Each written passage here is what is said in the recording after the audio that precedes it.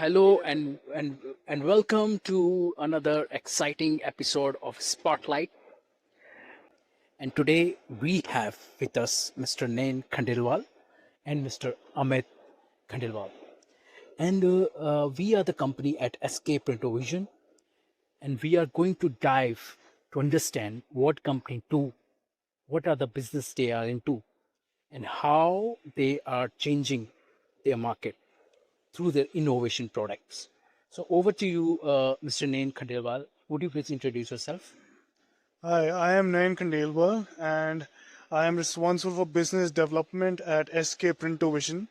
We are a B2B supplier and we basically print decor papers for laminate manufacturers all over India and also export. Right, sir. My first question to you, Mr. Kandelwal, sir, would you please tell us about your challenges? It's quite simple actually. It's just we are not just solely printers. We have a lot of advanced printing technology, but we are primarily designers. Like our motto goes, inspired by design and printed with precision. It's because we have such amazing designs to do them justice. That is why we print at the highest level. And we work pan India with a lot of prominent manufacturers and we also export with them. The primary gap that we saw in the market was that we had a lot of printers already. There were a lot of solution providers, but not at the quality that our industry deserved. There was poor printing, poor raw material usage, or just design that had no meaning and no significance. With our entry in the market, all we really wanted to do is provide the most premium material people could buy, of course, at a great price point. So we try to fulfill our promise by using the best technology we can have, American heads, and also we have we have kept our ink, our paper supply, and our machines stable. We do not change at any whim and fancy, and we try to limit the main issue with digital printing, which is actually color variation. We try to limit that by having measures of keeping our humidity, temperature, environment all constantly stable. So these were the challenges that we saw in the market, and this is why we launched SK Printovision to combat these very things. What are the USP of your product? Of course, so the USP, besides, I could go on and on about all the high quality improvements we have over our competitors, mostly about the paper and the raw material we use, the inks we have, and the quality of our printing. But the USP really is just our design language. Everything is truly designed with intent. We are not following trends. We are not just hoarding designs. We completely designed with intent. If unfortunately this is an audio only podcast, so you don't get the opportunity to see the designs we have in front of us. We recently picked up a design at an art exhibition. This was a painting that we picked up and we made a laminate out of it. So what we really want to do is not just have volume of sale. We want design with intent. We don't just want randomized designs of teak, marble, and wood that are repetitive in the market. We want to provide something different, something that stands out. It might not sell the most, but it should push the capacity of our industry about what we can really do.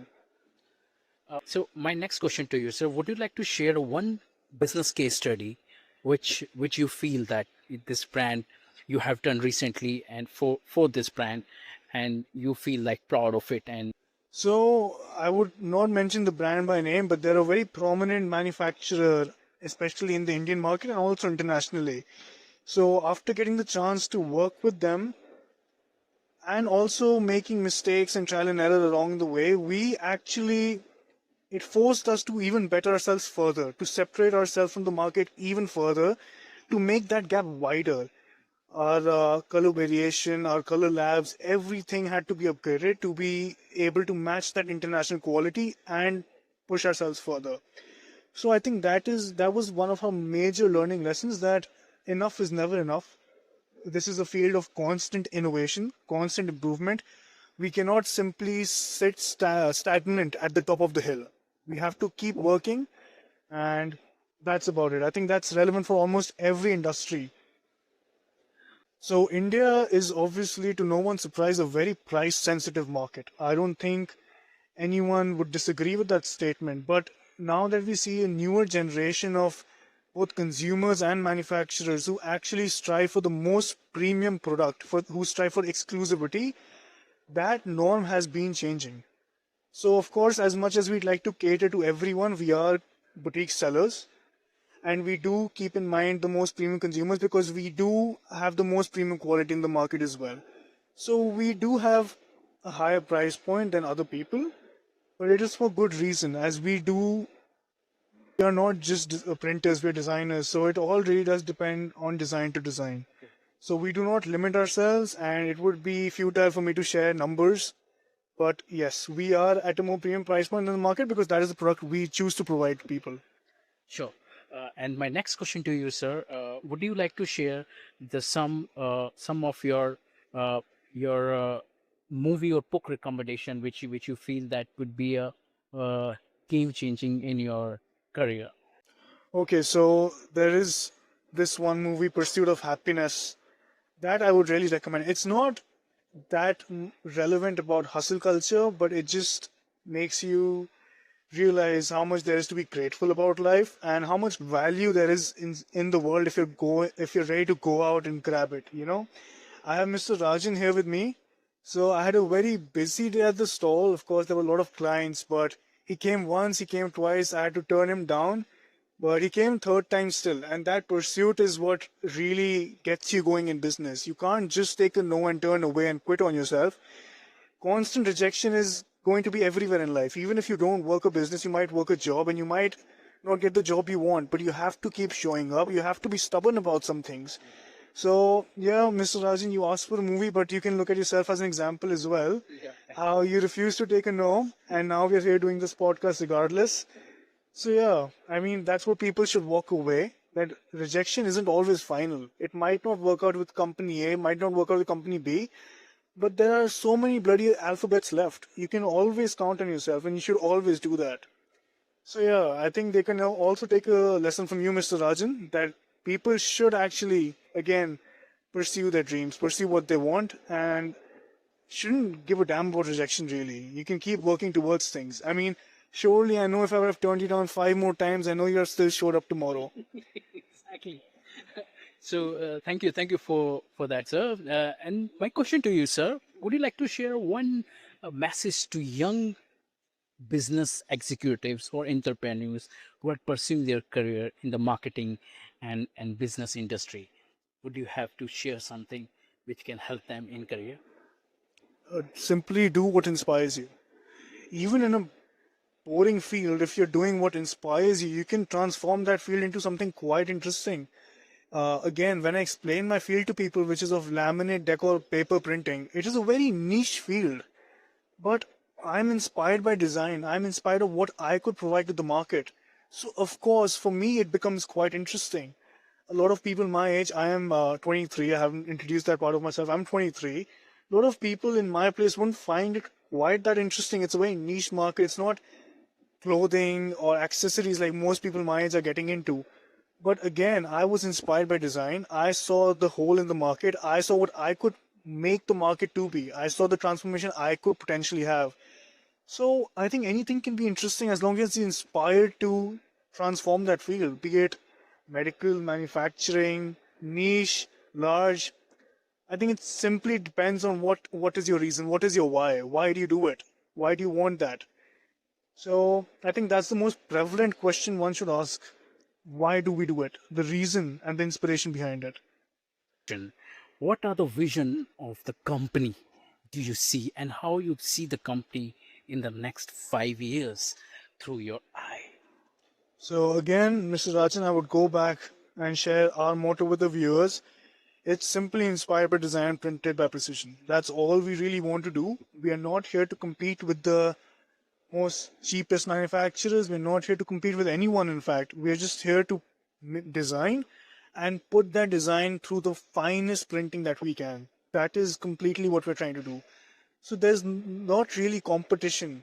I mean, there are a lot of respectable players in the field, but there's no real competition because we are simply designing and we are printing what designs we feel like would do well in the market. So it's more than printing, it's artistry. I hope that answers your question. Yes, that's true. It's a art. it's an artistry. It's not a just print. And do you use AI in your company, and how are you using? So, personally, since we are in a field where there's a lot of designing, I get asked this question a lot of times about if AI is being used. Would AI make our process a lot easier sometimes? Absolutely. Would AI introduce us to new designs we probably could not think of with just our design team? Absolutely. But again, like I said, it is artistry. Art, I personally feel like requires a human touch. It requires that human intent, what the mood was of the person, what time of day it was, how they felt that day, what creativity flew out of them. So adding AI to that would rob us of the art aspect. It would just become another mass market thing. It wouldn't be design with intent. It would just be design. So currently, maybe my mind could change, but I am not really fond of AI in designing. I want that human element, be it because of imperfections, but I want that. So a lot of our designs, if you see, there are some slight imperfections in marbles and wood. But when printers make it, they want to remove that imperfection. We keep it. We want that natural look. So again, I think that human intent needs to be there for it to be considered art. Otherwise, we could push out 1,000 designs and again, there would be no intention behind it. AI, however, can change my mind in the future. I'm completely open to it. And yes, we do dabble in a little AI when it comes to content creation. Thank you so much, Mr. Khandelwal. It's been pleasure talking to you, sir. Of course, it was such a pleasure talking to you. This was quite impromptu, so I'm sorry if my answers weren't quite as well thought out as I'd want them to be, but it was quite a fun experience as well. So thank you again, Mr. Rajan. Yeah, Stay tuned with Business Club TV for more business insights just like this. thank you so much.